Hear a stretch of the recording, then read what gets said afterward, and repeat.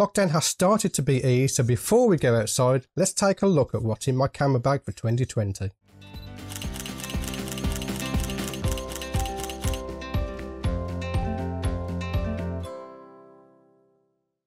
Hello, my name's Stewart Wood and welcome to this video. In this video, I'm going to take you through what's in my camera bag when I go out doing my own macro photography. Now, as you know, I am a YouTuber, I am a creator, I do a lot of reviews, so quite often you see me with different or weird combinations of equipment. So what I want to do in this video is, before we head out to start season 2 of Macro Adventures, I want to show you what's in my camera bag when I go out for just myself. So when I go out and I'm not filming for YouTube, I'm not doing reviews, just the equipment that I choose to use for my personal macro photography.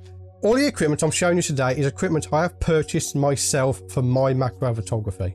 None of the brands or the companies that I show in this video have sponsored this video. It's all my own choice to get the job done. So first of all, the all-important bag. So my bag of choice for my macro photography is a Low Pro ProTactic BP 450 AW2. This bag is huge, and the reason I have it is because typically 90% of the time I am doing video, so therefore I have to have a bag that's big enough to get my standard macro equipment in and all of my video equipment. So I have the second camera, the second lens, the ND filters and all that goes with filming. It comes with a modular design, so you're able to fit on extra bags, extra pouches on the outside of this bag, which I think is fantastic. It comes with some extra bags here that I have opted not to fit at this time because I don't particularly need them. But you can just use the Velcro, put that around the modular straps, and you can add stuff to the outside of the bag, which I think is fantastic. On the outside of this bag, I usually have my tripod attached to it. Now, as you know, I'm not a fan of tripods, but I do take it with me just in case. So this is a Neewer Carbon Fiber tripod. It only cost me about £80 off Amazon. Now, the head that comes with it is not very good at all. So what I did is I attached a Manfrotto 496 RC2. This has the quick release plate on it, which I absolutely love. So in this pocket here, I carry this little gizmo here. So what this is for will enable me to turn this tripod into a monopod. So all I got to do is unscrew this leg here. This then fastens to the top of it, and I have myself a nice little monopod. Now this I haven't used much for macro photography. I'm going to give it a go this year for macro because that is very light. It also works good as a beating stick if anyone gives you any hassle when you're out and about. But that, I do like the tripod. It's not the best. It's not as good as the Manfrottos, the B3s I believe they are. The rubbers on the grips here, they start to just come off like that, look. Which is why you haven't seen a review of this tripod, because I'll be honest with you, I'm thinking about changing it. Well, that's the one I'm currently using at the moment. Let's take a look inside this bag now. So my camera of choice is the Canon EOS R. I absolutely love this camera. The mirrorless features for macro photography are absolutely fantastic. Focus peaking is fantastic. Seeing your exposure while you're taking the image is great. Seeing the taken image in your viewfinder so you don't have to chimp is also brilliant. And the low light performance of this camera is great. I'm happy with it. I think it's a fantastic camera. My lens of choice, the go-to lens for most situations at the moment, is the Laowa 100mm f2.8 2x macro lens. This is the EF version, so I have auto aperture on here. Makes it fantastically easy for you to nail that focus. Combine that with the focus peaking of this camera, makes it very, very easy to nail your focus on an insect's eye. So in between my camera body and the lens, I'm using the Canon control ring adapter. So with this ring here, I can adjust my aperture. So the way I have my camera set up, and do please let me know in the comments if you want me to go through how I've set up my EOS R for macro photography. I have this button just here, which I use for depth of field preview. So when I'm looking through my EVF, I can press that button to get a real-time depth of field preview, and I can turn this ring here to increase or decrease my depth of field, and I can see in real time whether or not that depth of field is enough to get my picture in one shot, or whether or not I have to use focus stacking. So that is very useful. Attached to this, I have the battery pack for the EOS R, and I have the quick release plate for my tripod. The reason I have the battery pack is, first, I double up on the power of my batteries. With 2 fully charged batteries in this battery pack, I don't run out of battery power in a single day's use, so that is great. Also, it makes it easier for you to get a portrait orientation if you want to photograph something that's crawling up some bark or a twig. You can get that quite easily with all the buttons that are on here. So that is the camera of choice. Now, for situations where I want to get just that little bit closer, I will break out this lens. This is the Canon MPE 65mm lens. It's a 1 to 5 times macro lens. It's a very difficult lens to use. However, if you can master it, you can get some cracking shots with this lens. So if I'm out in a bright sunny day, then I like to carry this with me. This again is from Neewer. Neewer makes some really quality budget equipment, but this is a simple diffuser. So if I find that the sun is too bright, I can put up this diffuser to diffuse the light and make it just a little bit softer. Comes in very handy sometimes if I'm in a situation where I want to expose for the background, but my foreground is too bright. When all that fails, I will fall back onto my flash of choice. This is the Yongnuo YN24EX.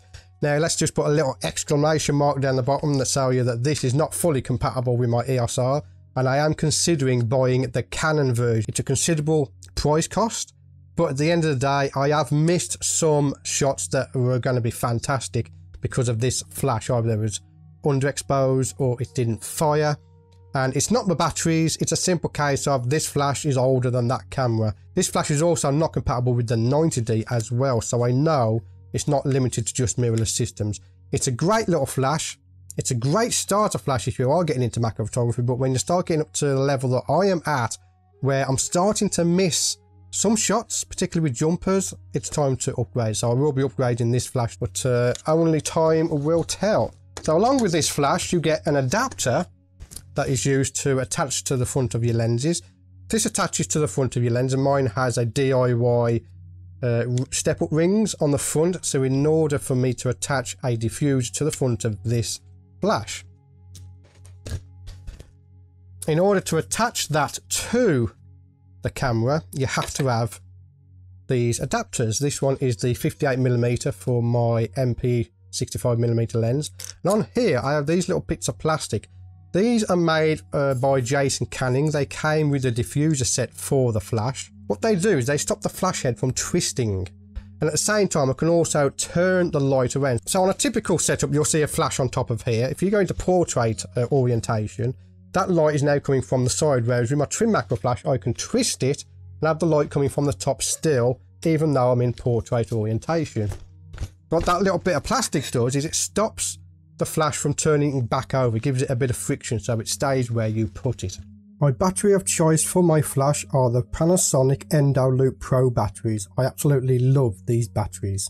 I can charge them up, leave them, and the charge will hold until I need to use the batteries. So for my diffusers, I am currently using the Crafty Bells diffuser. This one is their custom made one for my trim macro flash. I don't think it's available at the moment, but you will be able to get hold of that soon. If I'm in a situation where I'm further back from my subject, then I will use a bigger version of the Crafty Bells diffuser. This one is unopened at the moment because I haven't had a situation where I need to use it.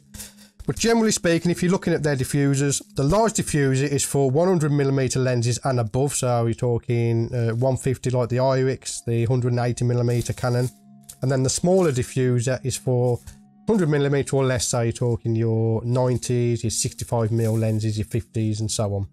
So when I'm in a certain situation and I want to not use my flash, but I want to do some light painting, I have my torches. This one's just a generic brand off Amazon. And the reason I bought this is it came with the battery that I needed for this particular torch, which this one is my UV torch. So sometimes I come across a subject that will fluoresce in UV light, and if I want to do some light painting, I will use that torch. They are fantastic options. Always best to take them with you just in case you come across a situation where you might need it. Next in this pocket, I have my, you guessed it, my backgrounds. These are my backgrounds. These are the premium version of the backgrounds. They're not for sale because this pack cost me more than the price of a printer. And I will not sell this to anybody out there because, quite frankly, I don't feel comfortable selling them.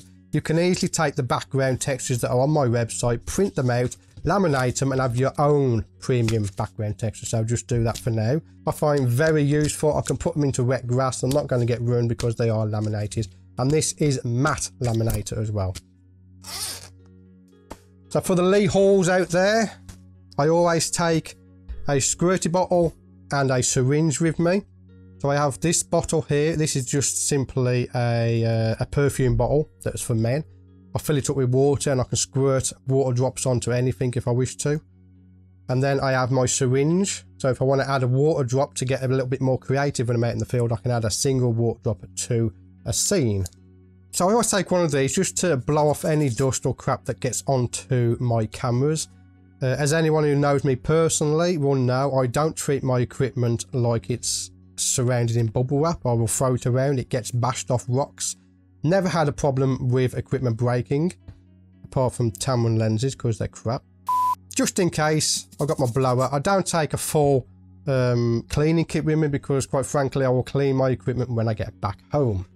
So in this pocket here, I have the lens collar for the Canon NPE65, just in case I have that situation. But another thing to note about these lens collars is if I just place it onto the lens now, that goes on like that. You put your quick release plate on there and it goes on a tripod, and that way if I'm doing something like a 5x macro, so when it's like that, your camera is more towards the centre of gravity on the tripod and it's more stable. One other thing about these tripod collars is if you turn it round and have it on top here, you can actually mount a flash onto that tripod collar. So if you don't have a trim macro flash, you can actually put your flash there to bring it closer to your diffuser. It's another little option that you might want to look into. So this space here, there's a big massive empty space here. This is where my 80D would normally go. It's currently filming at the moment. So like I said before, 90% of the time I am doing videos for YouTube, so therefore my 80D goes in there with the 24mm lens on there. If I'm filming with the EOS R, I'm using the RF 35mm, and again that does go in this bag. It all fits in this bag nice and neatly. Now last but not least, there are specimen containers. So if I get into a situation where I see a jumping spider that I want to photograph, but I can't get my camera or my lens or myself into the position to photograph it where it is, I can use these to safely scoop up the jumping spider, bring him away from where he is, photograph him, and then put him back where I found him. So you've seen me doing videos of jumping spiders on the desk. That same setup can be used out in the field. What I have in the side pocket here are my specimen holders. So I have my specimen holder and I have my memo clip holders. So when I'm out in the field, I can set up the exact same setup you see on this desk to photograph any subject that I want to. And I will be doing that in some future videos when we go outside. So in this little pocket under here, I keep my memory cards, and I'm currently using the Lexar professional memory cards.